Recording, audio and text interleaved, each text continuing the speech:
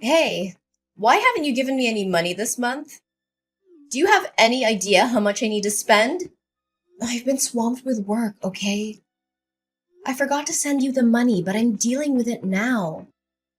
Remember that in just 2 months, I'll be completely out of debt. You don't have to keep reminding me of that, do you? Do you think I enjoy being stuck with a useless person like you? You're beyond ungrateful. How dare you insinuate that I wasted my time giving birth to you and raising you just so you could be successful today? Enough! Stop with the sarcasm. Anyone who overhears your words would think you actually love me. You think you're clever, huh? You even had the audacity to teach me about life. But guess what? I need another $5,000 this month. $5,000? For what exactly? This month, I want to buy your brother some new shoes and clothes to prepare him for work. And I also want to provide him with proper nourishment so he can keep his strength up while job hunting. He's been feeling down and losing weight because he can't find a job. I can't stand seeing him like this. And how is that my problem? Didn't we agree that I'd give you $10,000 every month until it adds up to $200,000 as a thank you for giving birth to me? After that, we'd cut ties and never bother each other again. I'm not obliged to give you more money to support him. Besides, isn't he just unemployed because he dreams of being a manager or department head rather than taking any job available? How can you say such heartless things? He's your brother, your flesh and blood. He has a decent university degree and he's an extremely talented and capable person. How could he settle for some low-level employee position when he's treated as an errand boy? He deserves more than some menial job where he's treated like a servant. Huh? Don't think that your little amount of money gives you the right to say whatever you want about my son. Whatever you want, but I won't give you any extra money. Oh, hold on.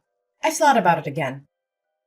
$200,000 is probably not enough to compensate for my love, effort, and sacrifices in raising you. Moreover, my son is about to get married. If he doesn't have a car or a house, society will look down on him. So before you cut ties with us, you better buy your brother an expensive car and a fancy house. Otherwise, don't even think about escaping from me. What? That was never part of our agreement, and you know it. Well, I've been thinking. Aren't you the manager of a prestigious company? With your high salary, it shouldn't be a problem at all. Just a few more years and you'll be able to fulfill this obligation, won't you? That's not the point. You clearly understand that I have no responsibility or obligation to cater to your son's life. If it weren't for my father's dying wish, instructing me to take care of you and your brother until he can stand on his own, I would have cut ties with you a long time ago, Kimberly. You're such a heartless monster of a child. How could you prioritize the words of a dead man over mine? The one who raised you? Because he treated me fairly, unlike you. So what about your poor dead father, leaving me to work tirelessly to provide for you and your brother? And now you treat me like a burden. Kim, don't you feel any shame when you claim to have taken care of me? Have you ever treated me to a decent meal or shown me the love a mother should? No, you treated me like a servant. Don't forget how cruelly you treated me. Why bring up the past? I did what I did to toughen you up, to teach you how to survive in this world. It was all for your own good. Haven't you always listened to your father? Then obey his wish. Give me money, take care of us, and provide for my son and me for the rest of our lives. Dad said, until your brother comes of age. He's already 25 years old now. When will he finally grow up and take responsibility for himself? I don't care about that. You're my daughter, and you will do as I say.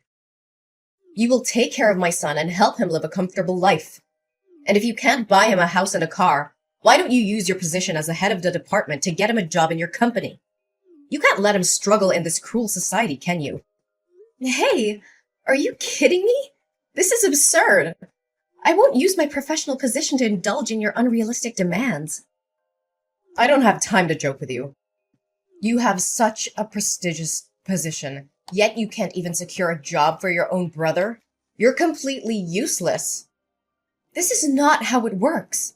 This is a professional environment, not a favor bank. Besides, your son lacks the qualifications and work experience necessary for the position. The recruitment process is rigorous, and I can't just hand him a job. But he's exhausted from his job search. He's constantly rejected by reputable companies, forced to work in lowly positions, and treated like dirt. I won't let my beloved son suffer. But if he works at your company, you can protect him. No one would dare bully him then.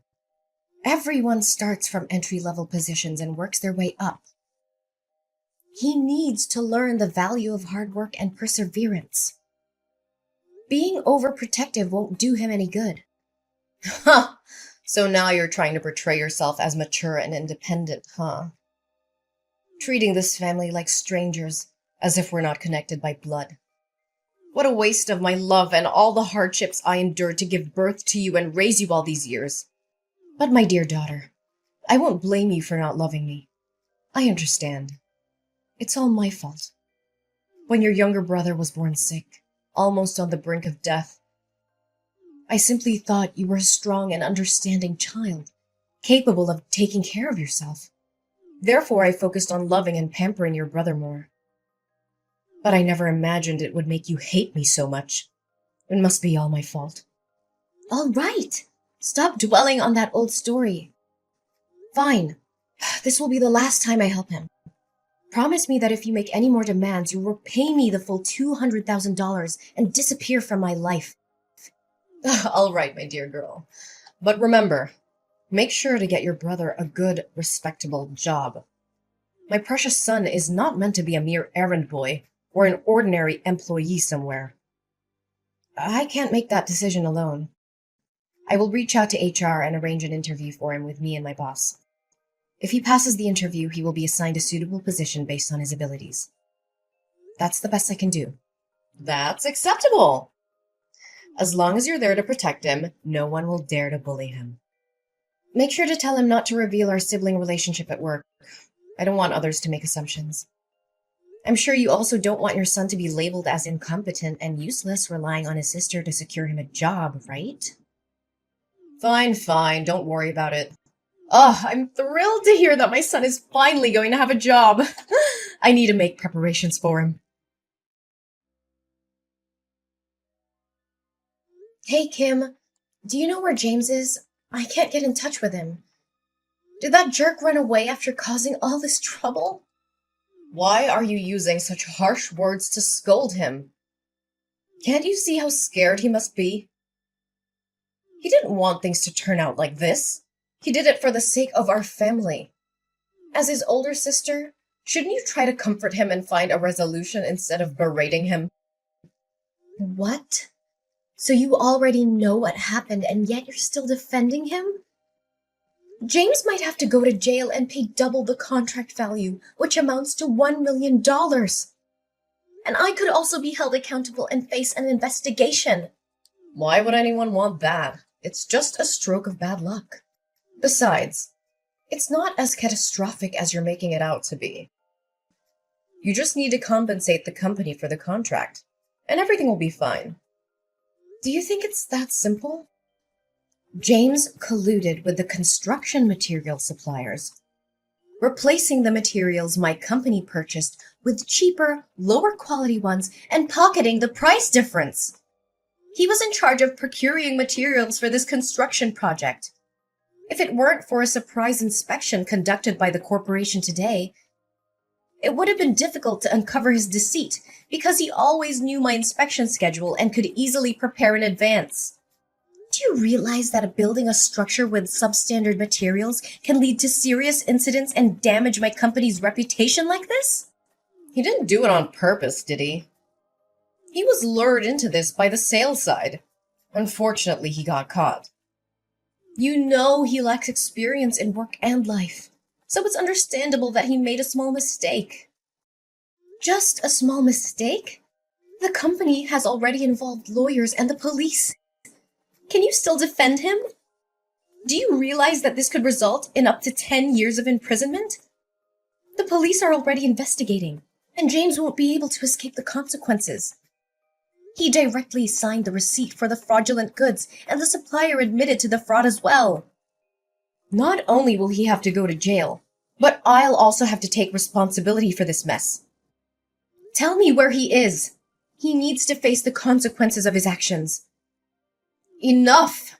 It has come to this point, and you have to find a solution instead of placing all the blame on your brother like that. What other solution do you propose? The only way now is for James to turn himself in and accept the consequences of his actions. But remember, this is his responsibility, and I won't beg for him. Ariana, my dear daughter, I know you love your brother and me. You've always done everything for our family, right? But I'm running out of options. It's beyond my capability to fix this. Actually, there is still one way. Since you're James's boss, if you take the blame for this, the severity of the crime will be lessened for him, right? What are you suggesting? I mean, if you collude with the seller, steal money for materials, and then manipulate the orders to make James unknowingly become an accomplice, your crime will be seen as less serious. I think your sentence could be reduced by half. So you would only have to go to jail for 5 years, and my son would only need to pay a fine. What? Are you asking me to plead guilty for James and go to jail on his behalf? Exactly. He's your brother, and it's only natural for you to help him. Besides, what's the harm? What's the harm? My goodness. My only mistake was placing my trust in the wrong place. I never thought that no matter how flawed you both are, you would dare to engage in illegal activities or harm the company. I was foolish to believe that James could change for the better. Don't blame my son and speak of him as if he's useless and incompetent. Everything is your fault. In terms of work, you haven't been strict enough in managing your subordinates, allowing such exchanges of materials to happen. In terms of family, as the older sister, you couldn't even provide a house or a car for your younger brother, forcing him to struggle with a meager salary. And because of his low income, he can never afford a house. So I suggest he find a quicker way to earn more money. So, all of this is your fault, and now you have to take responsibility for it. What? What did you just say? Are you the one who instigated James to do these despicable things? How could you? You're willingly putting your own son behind bars. I always thought you made my life miserable, but I never expected you wouldn't even raise your favorite son properly. How dare you speak to me so rudely? Is this how you treat your own mother? I can't believe I put in the effort, money, and love to raise you, and now you treat me like an enemy. You claim to have worked hard to raise me? Let me remind you, it was you who forced me to drop out of college to work and earn money to support your son's education. You said that girls would never be as successful as boys, and that I would end up getting married and becoming a stranger. So there was no need for further education. Do you remember how I had to beg and plead with you to let me continue my studies and take up part-time jobs in the afternoons? And even night shifts, just to pay for my own education and support your son? And whose fault was that? It was your father who said you should take care of us instead of him, right? You're such a weirdo. Why do you listen to him more than me? While you always favored your son, saving the best for him, buying new toys and giving him whatever he wanted, I had to make do with hand-me-downs from my cousin or items I picked up from charity boxes. I always had to eat the leftovers after your son finished his meal, and I spent my days doing household chores. Thankfully, I had a father who loved me, but he didn't have much money and was constantly oppressed by you. All he could do was comfort me and buy me ice cream whenever he saw me unhappy. Oh, don't say that. I still love you. I always think of you, care about you, and worry about you. So let me ask you this question. If you can answer it correctly, I will plead guilty for James as you wish. Fine. Ask away. I'll answer whatever it is. What day is my birthday? What kind of question is that?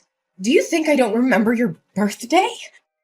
I am your mother, the one who gave birth to you. Then don't take too long to answer. September 6th, right? That's James's birthday. Ah, I meant October 15th. Yes, I'm absolutely sure. That's your birthday. Oh, well, then it must be... Stop it! I know you don't remember anything about me. It doesn't matter. I've made up my mind. You have to plead guilty for James. You're just a girl. You'll get married and become a stranger to me, and even if you go to jail, it won't matter. But James is different. He's a boy, and he will be the one to take care of me when I'm old. He needs a bright future, a successful career, and a clean record. He can't go to prison. You can stop with your nonsense now. Do you remember our deal? What deal are you talking about? If you ask me to do anything more than finding James a job, then all previous agreements, including the $200,000, will have to be returned to me, and we will cut ties immediately. Furthermore, you and James will have to move out of my house. So what? What are you gonna do, huh? I have no money to repay you, and I won't leave this house. You have no right to kick me out. I will make a scene and show everyone what an ungrateful, disobedient daughter you are. Oh, I haven't revealed everything yet. Of course I won't demand the money back because both you and James will have to earn another $1 million to compensate my company. And as for leaving the house, I won't be the one to ask you to leave. I'll leave it to the police. You can sit there and wait comfortably because the police will come to pick you up. What? Why are the police involved in this? Do you remember when you accidentally confessed that you instigated James to steal money from my company? Well, coincidentally, the police entered my room at that moment to request cooperation in their investigation, and I conveniently let them read the entire conversation. So, Kimberly, what am I supposed to do now? I can't plead guilty for your son, whether you like it or not. But here's some good news for you. You'll be able to accompany James in jail and not have to worry about accommodation and food for the next, let's say at least 5 years. How dare you betray your own mother? Ariana, you can't do this to me! But we already cut ties. Ah, no. It's much deeper than that, Kimberly. From this moment forward, I declare that you are no longer my mother. I refuse to be associated with someone who is willing to sacrifice ethics, integrity, and the well-being of others for personal gain. Our DNA may be the same, but our values and principles couldn't be more different. How can you say such things? We're family, Ariana. You can't just disown me like that. Family is supposed to be a source of love, support, and trust. But you've shown time and time again that you're willing to betray those ideals. I won't allow myself to be dragged down by your immoral actions any longer. I choose to surround myself with people who uplift and inspire me, not those who bring me down. Ariana, please, I'm begging you to help me. I know I've made terrible mistakes, but I genuinely love you more than anyone, even more than James. You're my daughter, and my heart aches at the thought of losing you. Begging for help now, Kimberly? After all that's happened? It's quite ironic that you claim to love me more than James. Your words hold no weight when your actions have shown a different story. Ariana, please, I'm begging you to listen. I know I've made mistakes, but deep down, my love for you has always been greater than anything. Please, Ariana, I'm on my knees begging you. Don't turn your back on me. You're my daughter, my flesh and blood. Kimberly, love is not a bargaining chip or a means to escape the consequences of your actions. I need to prioritize my own well-being and the well-being of others. I'm sorry, but I can't be the one to save you from this. It's time for me to move forward without you. So here's how things turned out in the end. Kimberly and James, well, they didn't get off easy. The judge threw the book at them and sentenced them to a solid stretch in jail. James got slapped with a 10-year sentence, while his dear old mom, Kimberly, got a solid 8 years. Ouch. As for me, well, I managed to dodge that bullet. The investigation cleared my name, and I was found innocent of any involvement in their shady schemes. Can I get a hallelujah? It was a huge relief, let me tell you. No bars for this gal. But you know what? I decided it was time to make a fresh start. I couldn't stay in that house anymore, with all the memories of deceit and betrayal lingering in the air. So I packed my bags, sold that place, and bid farewell to that chapter of my life. Good riddance.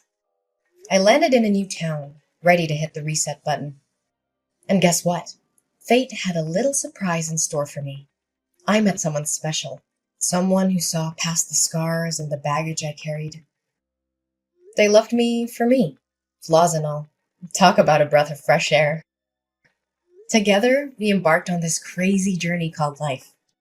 We laughed, we cried, and we built something beautiful. It's amazing what can happen when you let go of the past and open yourself up to new possibilities. Love found its way into my heart, and I couldn't be happier. So here I am, sipping my coffee and reflecting on how life can throw curveballs at you. But hey, I made it through. I'm stronger, wiser, and surrounded by love.